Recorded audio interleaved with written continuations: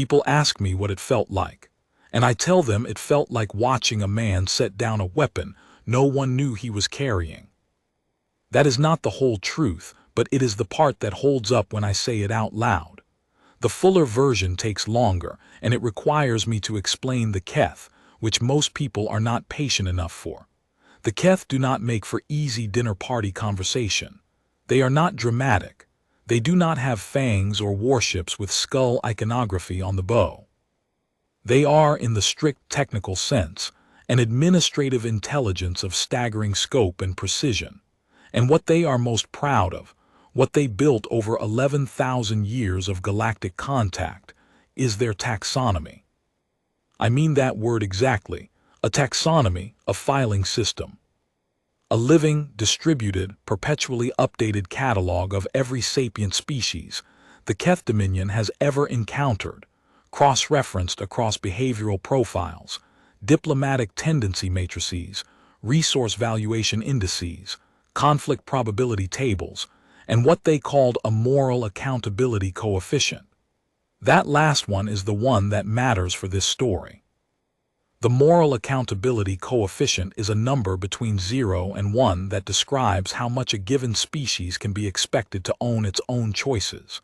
It is not a value judgment. The Keth do not judge, or at any rate, they will tell you they do not, and in their own framing this is precisely true. They classify.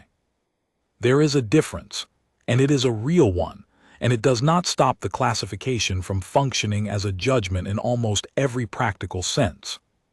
Here is how the coefficient worked. A species at 0.9 was expected to govern itself, to sign binding agreements and be held to them, to acknowledge fault when fault occurred and take corrective action without external enforcement. A species at 0.3 was managed, supervised, given structured incentives, and in the more blunt Keth internal documents, which I have since read in translation, described as requiring continued calibration. A species at 0.5 got moderate autonomy, limited trading lane access, and periodic review sessions that were bureaucratic in their thoroughness and largely impossible to fail as long as you answered the review questions consistently with your previous review answers. 43 species had been through the intake process before we arrived. The lowest coefficient on record was 0.22, assigned to a cephalopod-derived species called the Fethri, who had a culture built around collective face-saving to such a degree that acknowledging individual accountability was physically analogous to what a human might call a seizure. The Keth had filed a detailed medical note alongside the low score, and to their credit, the management protocol for the Fethri was genuinely compassionate. Built around collective rather than individual accountability structures. The highest coefficient on record was 0.71, assigned to the Dorvathi, a bilateral species with a philosophy of public reckoning that made them natural Keth trade partners and occasional administrative deputies. The Dorvathi were very proud of their 0.71 and had been dining out on it for 4 decades. The Keth's own internal score, which they disclosed once in the founding documents of the taxonomy and apparently had not updated since, was 1, perfect accountability, every decision logged, every outcome traced, every deviation from optimal behavior self-reported, analyzed, and corrected through the network's distributed consensus process. 11,000 years of it. They were matter-of-fact about it in the way that truly old and truly settled civilizations are matter-of-fact about their greatest achievements. Not boastful, simply present with it, the way a mountain is present with its height. That is the first thing you need to understand before I can explain what happened aboard the INS Ardent Shore. The second thing you need to understand is Commander Declan Rains. I served under 4 ship commanders during my time with the Diplomatic Liaison Corps. 2 of them I admired in the clean, uncomplicated way you admire a good engine. They ran smoothly, they did what they were built to do, and you were grateful for them without thinking much about them. One of them I respected the way you respect a difficult road. You are glad you traveled it, but you do not wish to repeat the experience. Rains was something else. Rains was the kind of officer who made you feel, every time he entered a room, that some decision had already been made, not announced, not explained, not debated, just settled, and the rest of you were welcome to catch up whenever you were ready. He was not charismatic in the conventional sense. He did not tell stories at mess, did not fill silences with jokes or observations, did not remember birthdays unless they were in his calendar and he had reason to record them. He was a lean, gray-templed man of 62 who had spent most of his adult life in the diplomatic corps, and who spoke 6 alien languages with varying degrees of fluency, and one, his own, with a precision that occasionally made native speakers feel they were being measured against a standard they had not known they were being tested on. When I first reported aboard the Ardent Shore as his senior attaché, he looked at my record for 40 seconds, looked at me and said, "You are going to want to tell me things I do not ask you to tell me. I need you to stop wanting that." I did not fully understand what he meant until the boundary marker. The Ardent Shore was a Halcyon-class diplomatic frigate, not a warship in any operational sense, though she had defensive systems, and she carried 2 escort vessels, the INS Callowell and the INS Prest, both running under full stealth protocols for the duration of our approach to Marker 7. The Keth had been informed of the escorts at time of scheduling, as required by the exchange protocols. They had filed the information and acknowledged it without particular interest. That was typical of them. The Keth were not threatened by things they had already placed in the correct folder. She was not a large ship by fleet standards. Halcyon-class frigates ran to about 240 meters on the main axis, with the characteristic swept-back secondary hull that gave the class its silhouette, like a heron landing. One of the shipyard technicians had told me at my assignment briefing, as if that was the kind of detail a diplomatic attaché needed. The interior was functional without being Spartan, carpeted corridors in the diplomatic module, which was unusual, and real wood paneling in the small officers' mess, which was more unusual, and which Rains had either installed himself or inherited from a previous commander who had done so. I never asked which. The bridge smelled of recycled air, and at most hours, coffee that had been sitting in the pot too long. She had been my home for 14 months by the time we approached Marker 7, and I knew her sounds the way you know the sounds of a house you have lived in for years. The particular frequency of the air recyclers on the lower deck, the way the structural frame complained faintly when the maneuvering thrusters fired in atmospheric densities, the exact pitch of the helm console's navigation tone at different approach velocities. That morning, at 6:20 ship time, every sound was the sound it always was, and boundary marker 7 was growing on the forward display from a dot to a cylinder to something that blocked the star cluster behind it like a thumb pressed over a candle flame. Our mission was unremarkable on paper, a third-tier diplomatic exchange at the Dominion's outer boundary marker 7, a structure the Keth had anchored 40 light-years from their nearest inhabited system. The structure was enormous the way Keth constructions always were, not aggressive in scale, not designed to intimidate, simply sized to be thoroughly functional, in the way a filing cabinet is sized to hold everything it needs to hold. It was roughly cylindrical, somewhere between 8 and 10 kilometers from cap to cap, studded with receiver arrays and sensor clusters and docking modules arranged with the kind of geometric regularity that signals something built by minds that find randomness genuinely uncomfortable. The Keth emitted a constant low signal from the marker, what they called an intake beacon, covering a range of frequencies that served as the first stage of their classification process. Every species that docked at a Keth boundary marker entered that frequency envelope and was, in a technical sense, already being read before the shuttle lock even sealed. The beacon was not a scan. The Keth were precise about this distinction. A scan, in their taxonomy, involved deliberate directed examination. The beacon was ambient. It merely existed, and species moved through it, and the marker noted what it found. The distinction felt meaningful to them. I was not sure it felt meaningful to me, standing on the bridge watching the cylinder grow, knowing that we had been in that envelope for the past 18 minutes. Humanity was scheduled for intake that morning. 44th species. Routine from the Keth's perspective. Every species that had ever been through intake had emerged with a coefficient, a classification, and a conduct summary. The process took between 3 and 7 hours. At the end, you knew exactly where you stood.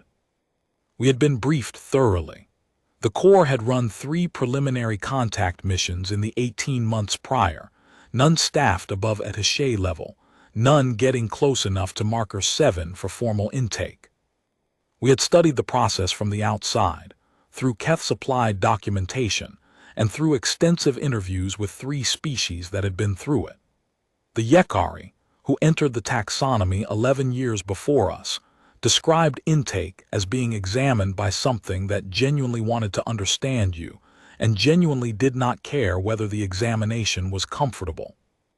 The Dorvathi described it in terms so technical they defeated my ability to summarize them here, but the core impression was a reckoning, fair and complete, from which there was no appeal because the judgments were not adversarial but mathematical. The third species I will not name. The Dorvathi's summary was the one I had committed to memory. You arrive, you are measured, you are placed. At the end, you have a number. The briefing had covered everything except what to do if the number could not be calculated. Marker 7 is transmitting, Lieutenant Gao said from communications. Intake signal directed at us. Acknowledge and hold, Raines said. We acknowledged, we held. The preliminary cartography pulse, the Keth's formal introduction to a new species, lasted 11 seconds. It was not pleasant in any sensory way, though it was not unpleasant either. It was more like a pressure change, subtle, pervasive, and impossible to localize. When it ended, I felt, for approximately 1 second, the way you feel when a sound you had stopped noticing finally stops. Then Marker 7's communication array shifted frequency, and a voice came through the main speaker. The Keth did not have a single voice. They were a distributed network, a collective intelligence running across millions of processing nodes spread across the Dominion's infrastructure. For external communication, they constructed what they called the consensus register, a synthesized composite voice built from the aggregate tonal qualities of the network's current processing state. It was precise without being cold. It was patient in the way that deep time is patient, not waiting exactly, but containing all the time necessary for waiting, in the same way that geological strata contain all the time necessary for the next uplift. Vessel INS Ardent Shore, it said. Diplomatic frigate Terran Confederacy. Hull registry confirmed. Escort presence 2 vessels, confirmed positions logged without objection. You are cleared to proceed to intake reception at docking module 3. Intake will commence in your vessels, standard 40 minutes. Standard disclosure request. Will your designated intake representative be the vessel's commanding officer? Gao looked at Raines. Affirmative, Raines said. There was a pause of approximately 2 seconds. I had been warned that a Keth pause during exchange was unusual enough to log. I logged it internally. Confirmed, Marker 7 said. This designation is atypical. 43 previous intake sessions have been conducted with designated diplomatic or scientific representatives. No procedural objection is recorded. We note it for the file. Proceed. We proceeded. The intake reception module was attached to the lower third of the cylinder. A clean, featureless docking bay with room for 1 shuttle and walls of the same interlocked plate material as the Marker's exterior hull, warm to the touch in a way that the Yekari had described, and that I had not fully believed until I put my hand against it while Chandra and Ito were running the post-dock security sweep. Warm. Not heated, not processed, warm, in the way of something with a temperature it simply maintained, the way a living body maintains temperature. I took my hand away. The Keth did not have crew in the physical sense. Their distributed network ran the marker systems the way a nervous system runs a hand. The hand has no pilot. It simply moves. The single exception was what they called a reception node.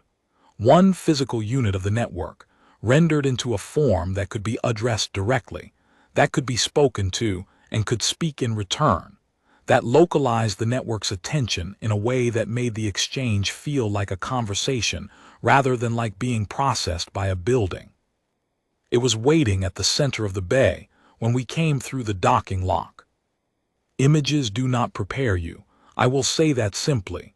I had seen the standard Keth reference images in the briefing packets, had spent several hours looking at them, had felt I had a reasonable sense of what to expect. I was wrong. The reception node was approximately the size of a large wardrobe, built from interlocked plates of the same material as the walls, warm in the same way. It had no face. It had a sensor band across its upper third, a horizontal strip of apparatus that shifted and recalibrated continuously in a way that I recognized, intellectually, as equivalent to a scanning system. But that felt, viscerally, like being watched by something that knew exactly what looking was and had been doing it for a very long time. It moved when it moved with the smoothness of something that had never had to negotiate between conflicting physical impulses. It did not reach or adjust or compensate. It simply went where it needed to go, frictionlessly, with the confidence of a mechanism that has no doubt about the relationship between intention and action. "Commander Rains," it said.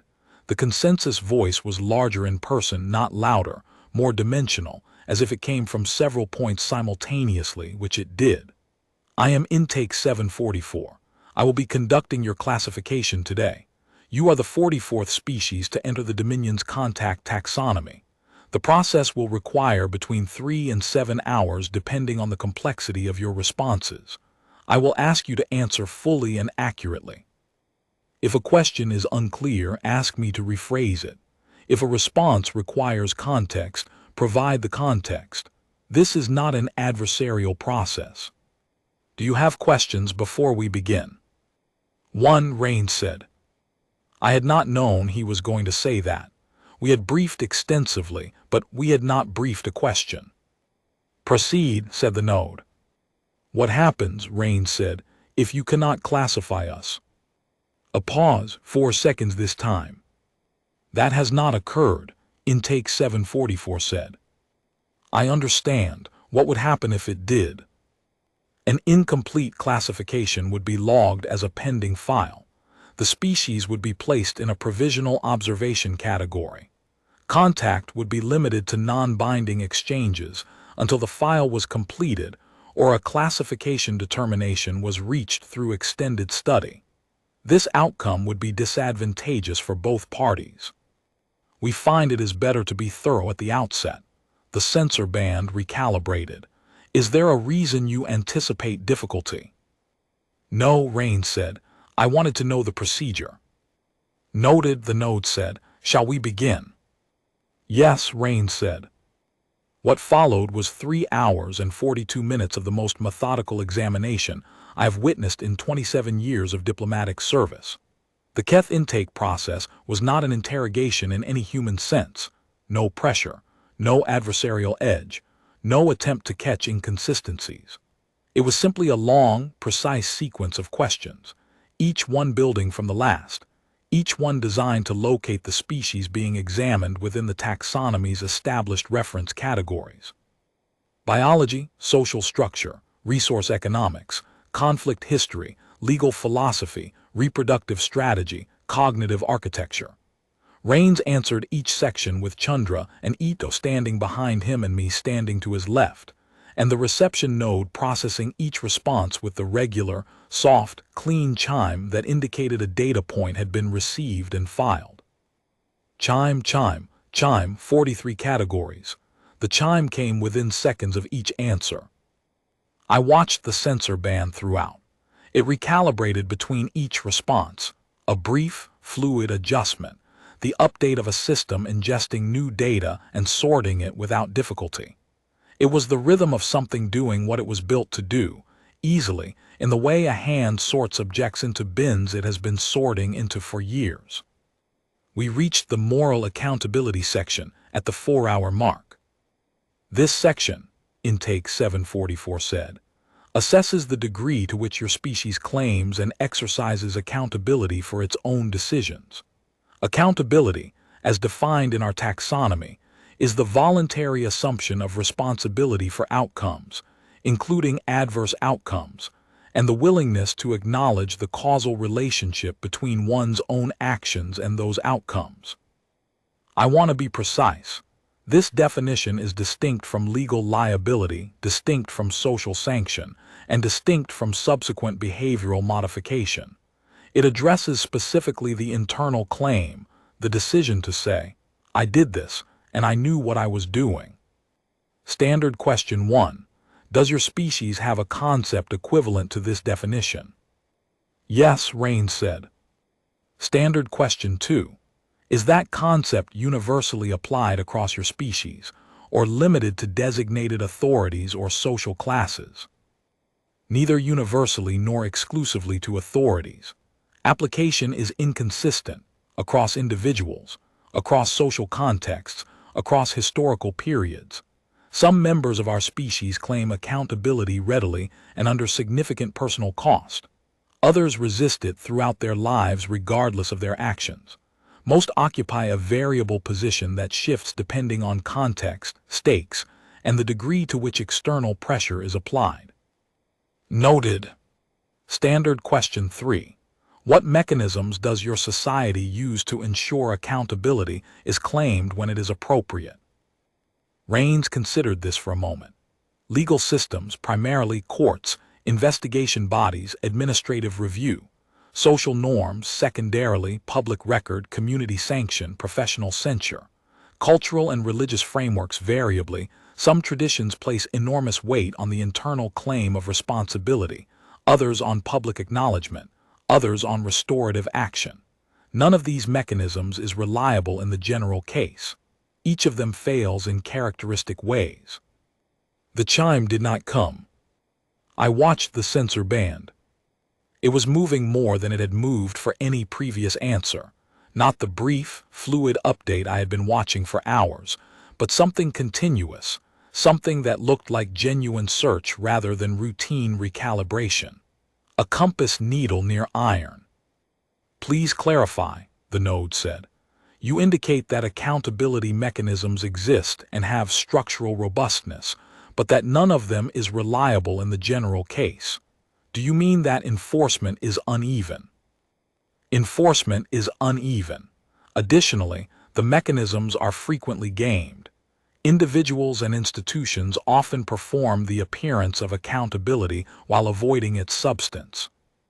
And in some cases, the mechanisms themselves are captured by interests that prefer non-accountability and are systematically weakened over time. Is this a known problem within your society? It is extremely well documented.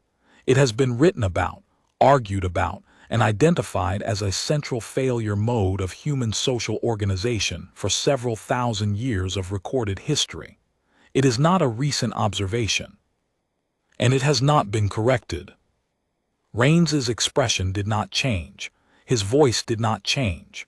No, there have been periods and places where the mechanisms worked significantly better than average. There have been genuine improvements in specific domains over time. There has been no general correction. The sensor band had gone still. I do not mean it slowed. I mean it stopped. The continuous recalibration, the fluid adjustment that I had watched for 4 hours, simply ceased. The apparatus sat motionless in its housing, and intake 744 was silent, and the reception bay was as quiet as a room can be when 3 humans are standing in it trying not to make noise. We will proceed to supplementary questioning, the node said at last. The pause before it spoke had been the longest yet. I counted 9 seconds. I am generating these questions from the current data set rather than drawing from standard protocol. I am flagging this deviation in the intake record. Supplementary 1. Your species' conflict history, which was provided earlier in this session, contains numerous instances of organized, large-scale violence. In many of these instances, the initiating parties or conducting parties could be identified. Do your accountability mechanisms apply to them? In principle, yes. In practice, inconsistently. Some are held to account during their lifetimes by legal process or by the direct consequences of military defeat. Some are held to account posthumously through historical record and cultural judgment. Some are never held to account at all. The variance is extremely high and correlates with factors including the political outcomes of the conflict, the resources available to potential accountability mechanisms, and the degree of organizational complexity involved. Large organizations diffuse individual accountability in ways that can make the mechanisms difficult to apply. Supplementary 2. Are there individuals in your species' history who caused significant harm and acknowledged it without being compelled to do so by legal or social mechanisms? Who made the internal claim voluntarily? Yes. Are they considered notable by your species? Rains was quiet for a moment. I saw him working through the answer, not because he did not know it, but because the full answer was complex, and he was deciding how much of the complexity to convey. Their notability varies considerably by context. Some are considered admirable. They are cited in ethical education, held up as models of a kind of integrity that is difficult to perform. Some are considered weak or politically inconvenient by those who stand to benefit from non-accountability. Some are considered to have done simply the minimum that was decent, without particular note either way. The assessment depends heavily on who is doing the assessing and what their stake in the relevant events was. Is there consensus among your species about which of these assessments is correct? No. The censor band was still motionless. 8 seconds, 10. Supplementary 3, the node said. I am flagging this question as a significant deviation from standard protocol. It is generated entirely from the present dataset and has no precedent in the 43 prior intake sessions. I am logging it as an unprecedented intake inquiry. Another pause. Is there a member of your party, present in this bay, who has personally caused harm and has voluntarily chosen to acknowledge it? Not as a result of legal compulsion, not as a result of social pressure at the time of the event, but as a matter of their own internal claim. The question settled into the room the way a stone settles to the bottom of clear water. You can see it arrive.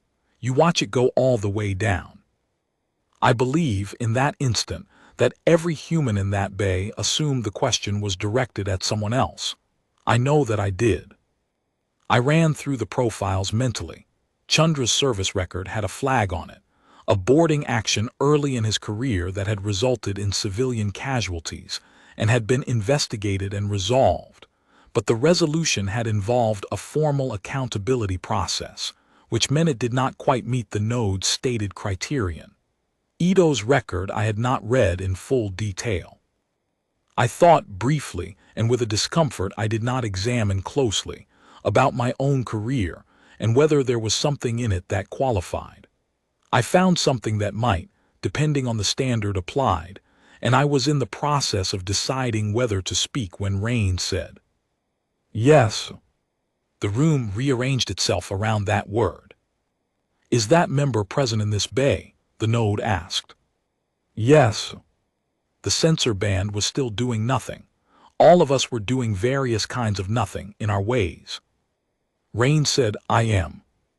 I stopped breathing for what felt like several seconds, but was probably less than one. "Will you describe the harm?" the node asked, in the same level tone it had used throughout. And Rains described it.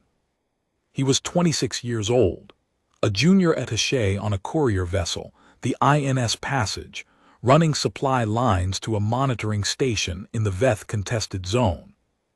This was 17 years before the Veth Accords, during the period when the zone was active, and the non-aggression framework was being tested from both sides, with a regularity that the diplomatic community described as probing, and the military community described as provocation, and the historians later described as the years when everything could have gone wrong and almost did. His commanding officer, Lieutenant Commander Brennan, gave him a directive to falsify sensor records. The purpose was to conceal the location of a monitoring drone from a VETH oversight inspector who had legitimate access to the data under the Standing Non-Aggression Framework. Raines believed the directive was unlawful. He said so. Brennan repeated the directive. Raines complied. The inspector did not find the drone. The drone continued its monitoring. 3 months later, it flagged a VETH vessel operating at the edge of the contested zone boundary as a military asset. The flag was wrong. The vessel was a civilian research ship with an unusual emissions profile generated by the specific configuration of its scientific instrumentation, a configuration that sat within 2 standard deviations of certain military sensor signatures. The flag was wrong in a way that was entirely understandable given the parameters the drone was operating under, and entirely catastrophic in its effects. The flag initiated a standard escalation sequence. The escalation sequence ran the way escalation sequences do when they are designed for scenarios where the flag is correct, quickly, through several layers of response, before anyone could arrest it. By the time the error was confirmed and the escalation stood down, 4 humans and 11 VETH were dead. Raines had reported himself to the investigative board the same day the error was confirmed, before the inquiry was formally opened, before there was any formal mechanism requiring him to report. He volunteered it. He described his role in the chain of consequence, the falsified records, his belief that the directive was unlawful, his compliance with it anyway.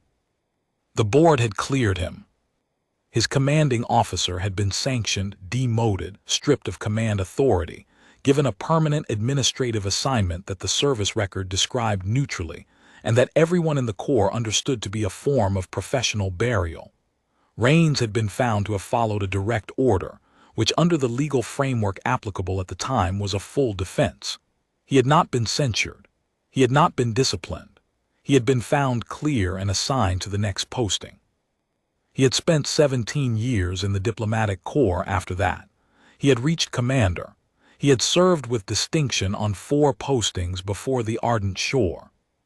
He had disclosed the incident to his commanding officers as required by the standard self-disclosure protocol for cleared personnel with incidents in their record. He had not discussed it with anyone else except the investigative board. He had not discussed it at all in any context in which he was not required to. Until now. The falsification of the sensor records was my act, he said. I performed it. I was ordered to perform it by a superior officer. I believed at the time that the order was unlawful and that compliance was wrong. I complied with it anyway. The chain of consequence that followed that compliance included my act as one cause among several. 15 people died. I am not the sole cause. I am one cause. The board cleared me on the applicable legal standard. That finding does not resolve the internal claim. I made the choice. I was there. I have chosen to acknowledge it as mine. The reception bay was very quiet. Intake 744's sensor band had not moved in. I checked the chronometer later, 41 seconds. From the moment Raines said I am to the moment the node spoke again, 41 seconds passed. In the context of a Keth intake session, where the processing chime had come within seconds of every other response for 4 hours, 41 seconds was a geological interval. The network was not slow. I want to be clear about that, because there is a temptation to read the pause as confusion or incapacity, and it was neither. The Keth distributed cognition network was processing data at speeds no human computational system of the time could approach. What the pause represented was not the time it took to think. It was the time it took to look through every folder in an 11,000-year filing system and confirm that none of them contained what it had just been handed. I need to pause the intake process, the node said. Of course, Raines said. Commander Raines. The consensus register had not changed in timbre or precision, but it had changed in something I cannot name. Presence, perhaps. Attention. As if more of the network were attending to this single physical location, this single conversation, this one room aboard a marker in deep space. I want to be precise with you. The data you have provided in this section falls outside the range of any existing classification category. I'm not assessing deficiency. I want that stated clearly for the record. The data falls outside the range because the category your species appears to occupy does not exist in our taxonomy. A species whose accountability mechanisms are inconsistently applied and frequently gamed. This profile is common in our data set, and there are several existing categories for it. A species that simultaneously, within the same behavioral framework, produces individuals who assume voluntary accountability at personal cost, without external compulsion, and who are then evaluated by their own kind as variously admirable, weak, or simply decent. This combination does not appear in our files. Raines said nothing. You anticipated this, the node said. It was not quite a question. I thought it was possible, Raines said. I didn't know it was certain. Why did you choose to answer the moral accountability section as you did? The questions are designed to allow considerable latitude in how they are interpreted. You could have given responses that mapped more readily to existing categories and still been technically accurate. Raines looked at the node for a moment, not the pause of someone formulating an answer, the pause of someone confirming that the answer they already have is the right one to give. Because you asked, he said. 16 seconds of stillness. Then, I am transmitting the complete intake record to the Dominion's primary cognition network. This consultation will take time. I cannot give you a precise duration, as this is an unprecedented referral, and the primary network's processing allocation will determine the timeline. I am asking you to return to your vessel and wait. I would also ask, not as a condition, not as a threat, stated plainly as a preference, that you signal your escort vessels to hold their current positions. I want to know where they are. I'll signal them now, Raines said. Thank you. The node's movement when it came was subtle, a partial reorientation, a shift in the angle of the sensor band as if it were looking at him differently than it had been. Perhaps it was. Commander Raines, the account you gave, the incident with the courier vessel, the 15 deaths. Yes. Holding yourself accountable for a share of that outcome, claiming your role in the chain of consequence. Does this change what happened? Raines drew one long, slow breath. It was the first time in the entire session that I noticed him breathe. No, he said, it doesn't change anything that happened. Then what does it do? He was quiet for 5 seconds. Outside the docking module through its small viewport, the star cluster was doing what star clusters do, being still and cold and vast and indifferent to whatever was happening inside the module. His hands were loose at his sides. His face was the same face it always was. He had had decades to find this answer, and he had found it, and it showed. The dead deserve a witness, he said, and I was there. We went back to the ship. The wait was 9 hours and 17 minutes.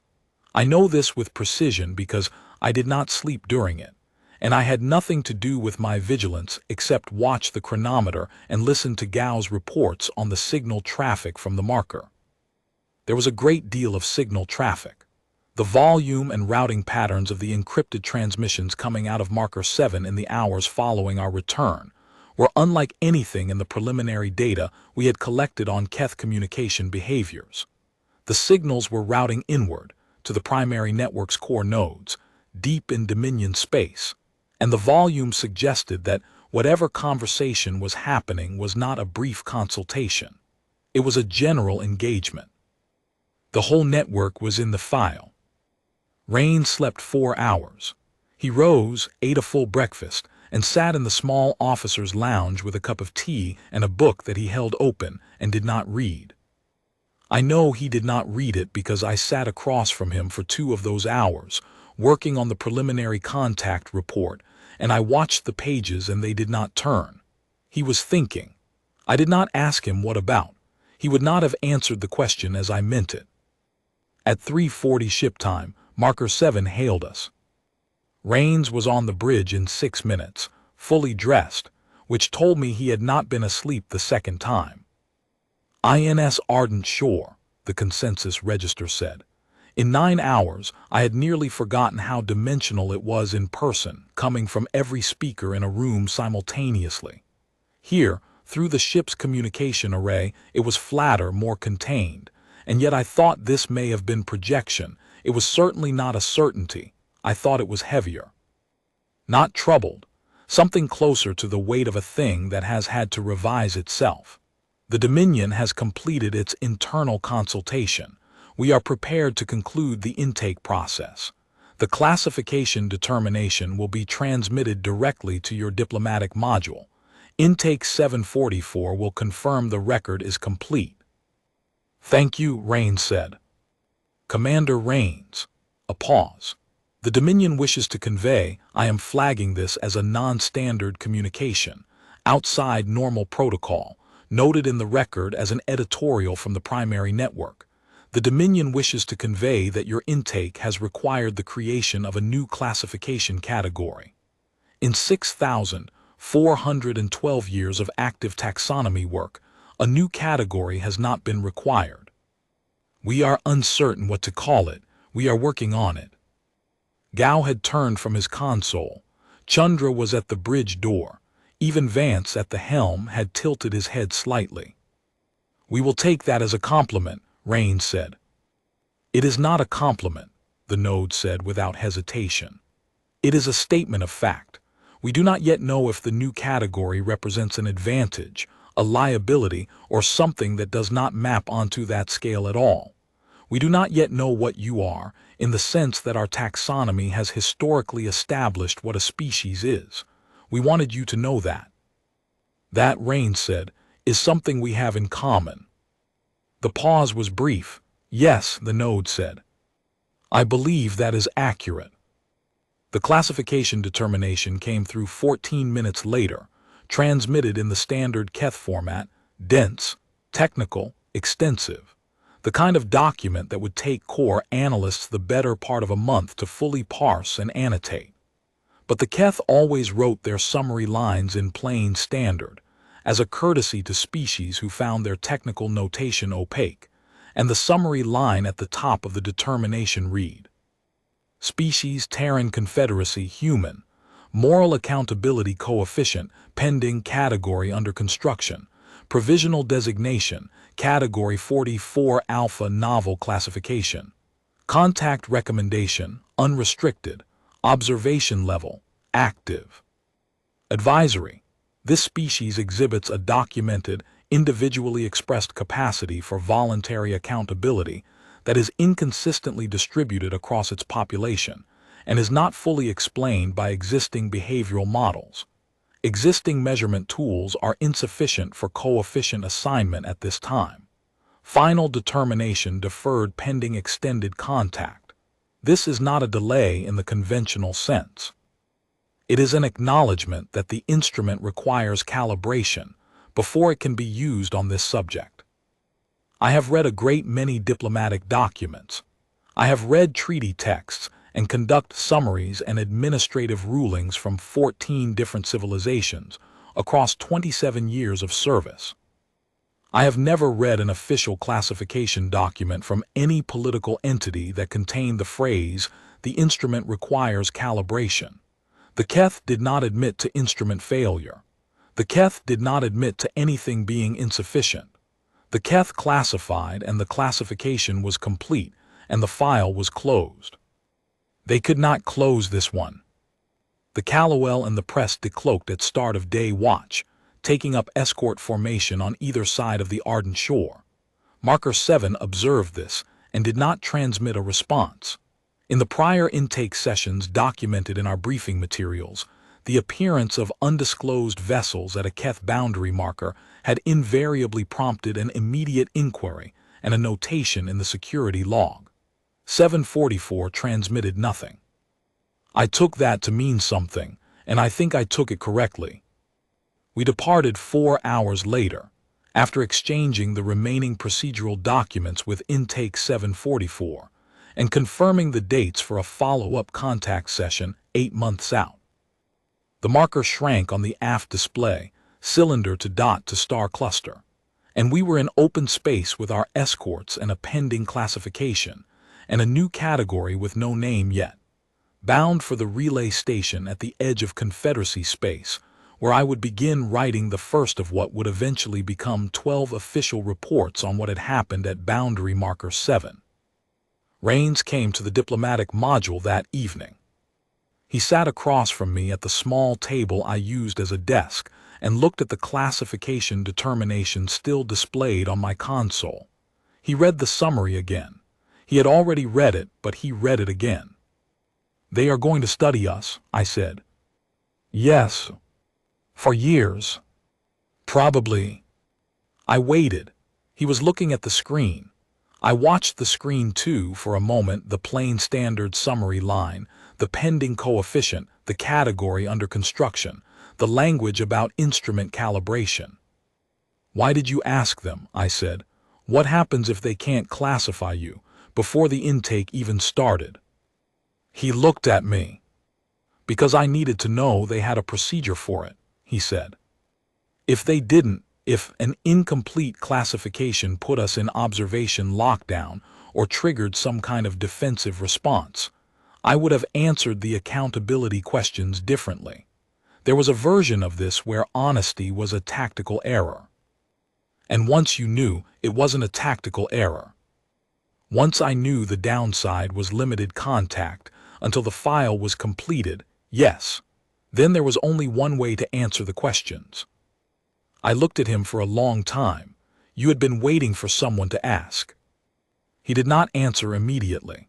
The porthole behind him showed open space, the escort ship's running lights visible at the edge of the frame. "I had been waiting for a question that required an honest answer," he said. "The investigative board asked questions that required accurate answers within the legal framework.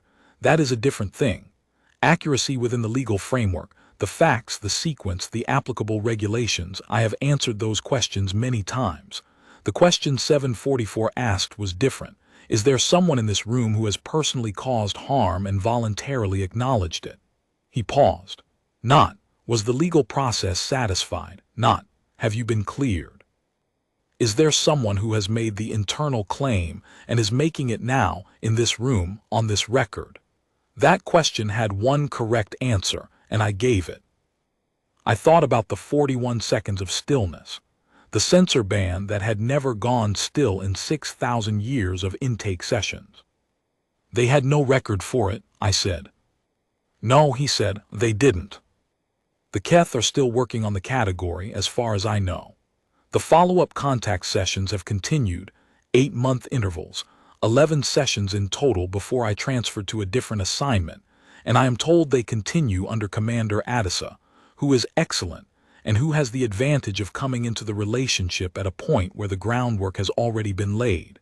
She does not have to establish that we cannot be filed. Rains established that. I saw him once more after his retirement. Coffee in a city where neither of us lived. We talked for 2 hours about things that were not the Keth and not the intake session and not the passage. Then we shook hands and went our separate ways, and I thought, walking away, that I would probably not see him again. He died 4 years ago, in another city, quietly, with people around him I did not know and have not met. The core circular gave it 4 lines. What the first sight of us revealed was not our warships or our engine technology or the 2 escort ships that decloaked at the marker's perimeter in formation. It was a man who had carried something for 17 years and set it down in a room where the most precise intelligence in the known galaxy was looking for the folder and could not find it. I think about Rains when I read the ongoing contact reports. I think about the consensus register going heavy on the line the instrument requires calibration, and what it must mean. What it must cost a mind built on 11,000 years of certain taxonomy to write that sentence. I think about the 41 seconds of stillness. I think about what he said when the node asked him what it did, if it did not change what happened. The dead deserve a witness, and I was there. The Keth did not understand us after that encounter. They understood us less in some meaningful sense than they had before it began. But they knew, for the first time, as a confirmed, formally noted, entered in the record fact, that there was something here their tools were not calibrated for. For the time being, that was exactly enough. There is a thing that happens in diplomatic service that no one quite warns you about in the training programs, or the briefing cycles, or the extensive theoretical preparation you undergo before your first deep space assignment. The thing is this: you spend so much time preparing for the encounter itself that you do not prepare for the hours after it, when you are back aboard your own ship with your own people, and the encounter is over, and the silence left behind it is a specific kind of silence, denser and more textured than ordinary quiet, because it is a silence full of implications you are only beginning to map. The 9 hours and 17 minutes aboard the ardent shore while the Keth deliberated were that kind of silence, made collective. Every member of the crew who had been on the bridge or in the docking module with us knew what had happened in the reception bay, because word moves on a ship the way it always moves, quickly and without announcement, through the spaces between official communications. Gao had heard everything over the open comm channel during the intake session, and had relayed, as he was required to do, a session summary to the senior staff. By the time Rains and I were back aboard, the summary had reached every senior NCO on the ship. Nobody said anything to him about it. I noticed this. In my experience, the thing a crew does when their commanding officer has done something that shifts the ground under their feet is that they find small ways to indicate they know, a slightly longer maintenance of eye contact, a deliberate stillness at attention when he passes, a quality of attention in the mess that is different from the ordinary attention you give to a commanding officer who is simply present in your space. I watched for those signals during the 9 hours. They were there, every one of them. Rains did not acknowledge them. He moved through the ship in the way he always moved, direct, purposeful, without performance. He checked in with Markova on the ongoing sensor analysis of Keth signal patterns. He reviewed Chandra's security sweep report from the docking module and asked 2 specific questions about the temperature readings from the node's hull plating. He ate. He slept. He rose and sat in the lounge with the book. I have spent a great deal of time since then thinking about what it takes to carry something the way he carried it, and to do it without making it the thing you are known for, without allowing the weight to become a kind of identity, a story you tell that explains you and excuses you and gives people a way to file you neatly under a heading. Rains had never told the story. In 17 years, he had told it exactly as required to the investigative board, to 4 commanding officers under the disclosure protocol, and then not again.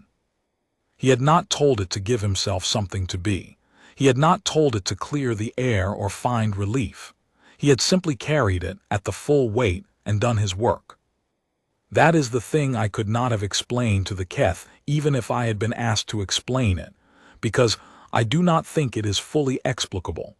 It is not a policy. It is not a system. It is not a mechanism that can be guaranteed to produce consistent results across a population.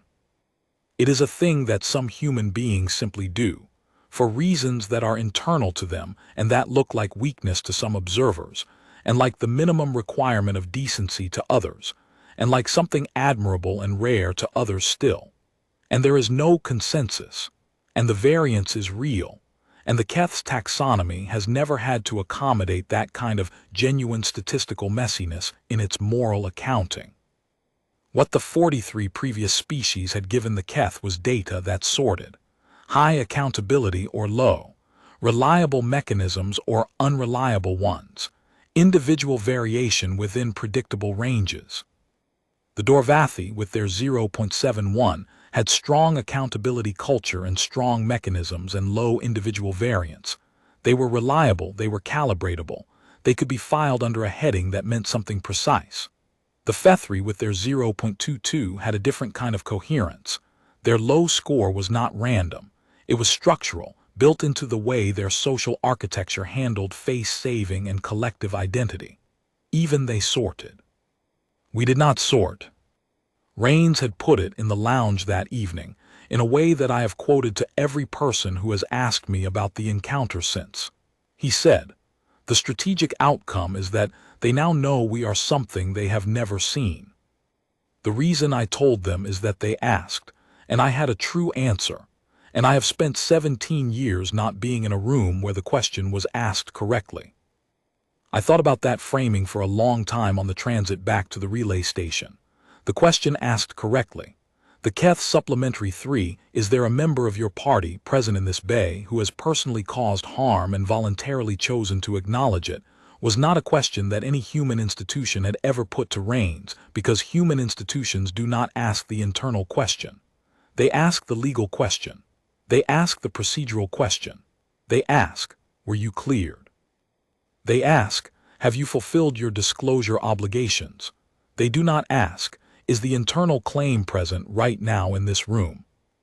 The Keth asked it because their taxonomy required it, because the moral accountability coefficient depended on measuring something that human legal systems do not attempt to measure, the actual presence or absence of the internal acknowledgement, independent of its legal or social consequences.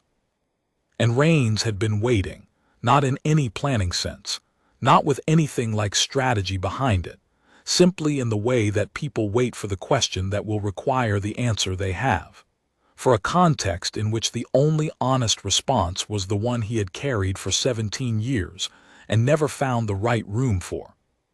I was in the relay station's communications center 6 days after Marker 7, when the first of what would eventually become a series of academic papers on the Keth classification system was transmitted to my attention by the Core Analytical Division.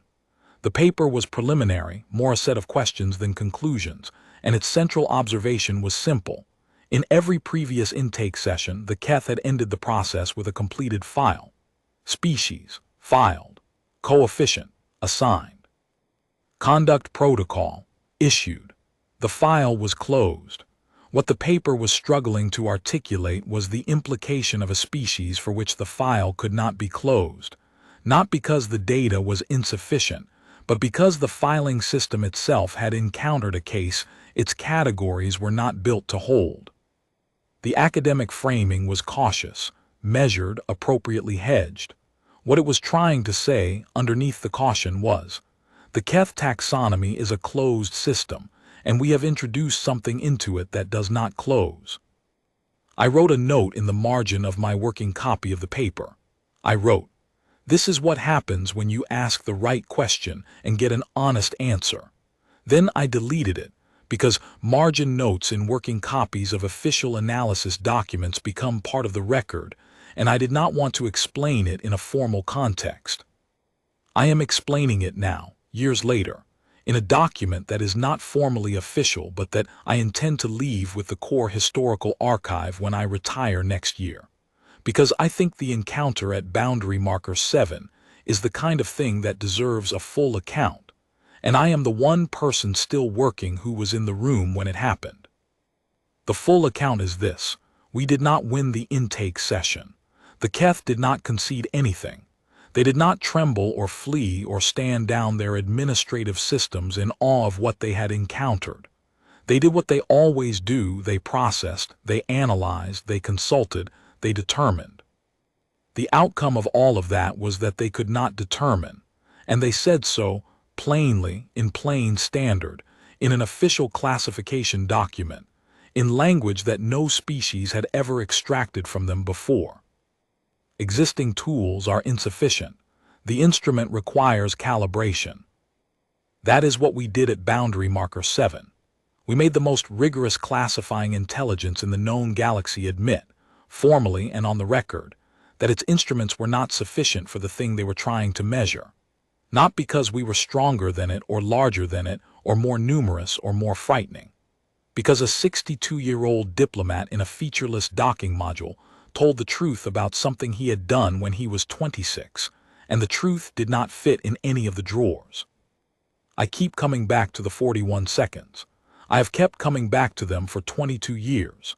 In 11,000 years of intake sessions, in thousands of conversations with hundreds of species, in the construction of the most comprehensive behavioral taxonomy ever assembled by any civilization in the Dominion's contact record, the sensor band at intake 744 had never gone still.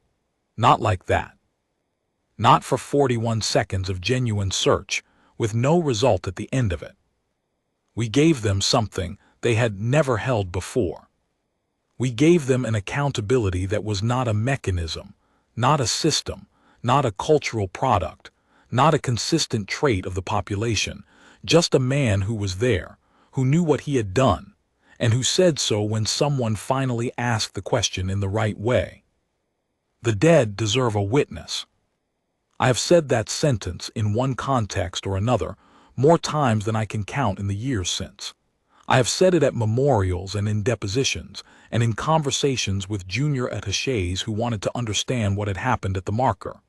Every time I say it, I hear his voice, the same register he used for everything, level and weighted and already decided, and I see the censor band standing still. He was right that they could not file us. I believe they are still trying. I said at the start that what it felt like was watching a man set down a weapon no one knew he was carrying. I stand by that framing. It is the one that captures the thing without overstating it or distorting it into something cleaner than it was. The weapon was not guilt in the self-destructive sense. Raines was not a man consumed by what had happened. He had not spent 17 years in collapse or avoidance or the various forms of performance that people use to signal accountability while keeping it at arm's length. He had carried it the way you carry something that belongs to you, steadily, without display, integrated into the weight of his day-to-day existence as a fact about himself that he neither denied nor deployed. He was not tortured by it. He was not defined by it.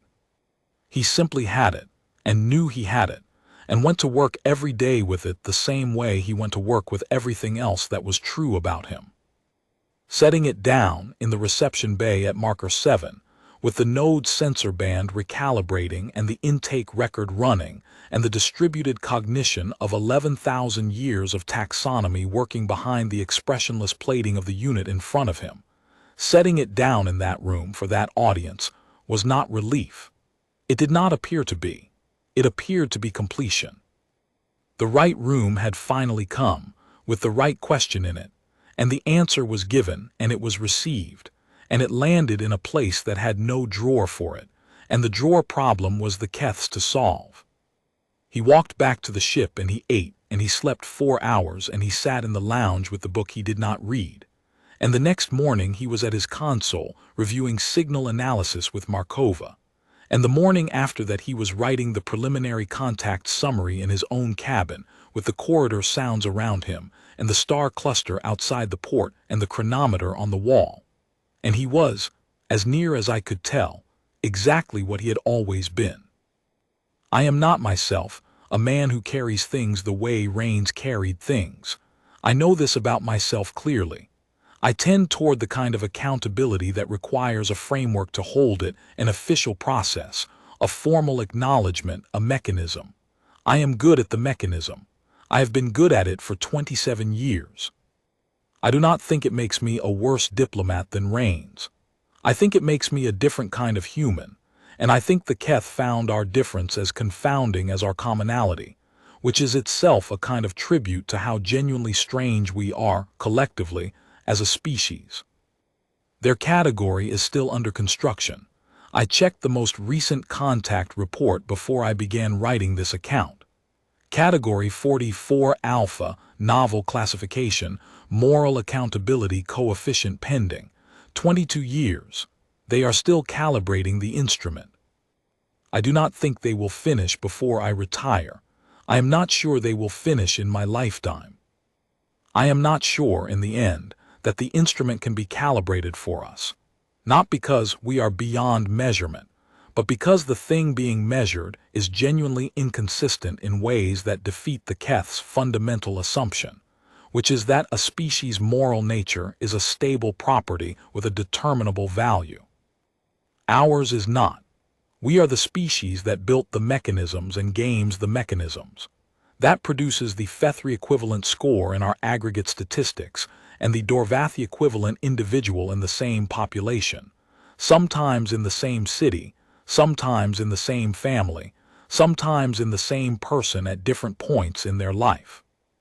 We are the species that cleared Reigns on a legal standard and left him to carry the internal claim for 17 years, until a machine intelligence of staggering sophistication finally asked the question plainly enough that there was only one honest answer. We do not sort. That is the thing the node was still holding, 41 seconds in, with its sensor band perfectly still. I will leave this account with the archive when I go. I have annotated the official contact reports and the preliminary papers and the subsequent academic literature, and all of that is part of the record. But the official record does not have the 9 hours of the chronometer. It does not have the book that did not get read. It does not have the warmth of the nodes plating under my hand in the docking module, or the consensus register going heavy on the phrase, "The instrument requires calibration," or the 41 seconds of a system that had classified 43 species, without pausing, finally finding the one thing it could not place in a drawer. I want those things in the record. I was there, and they deserve a witness.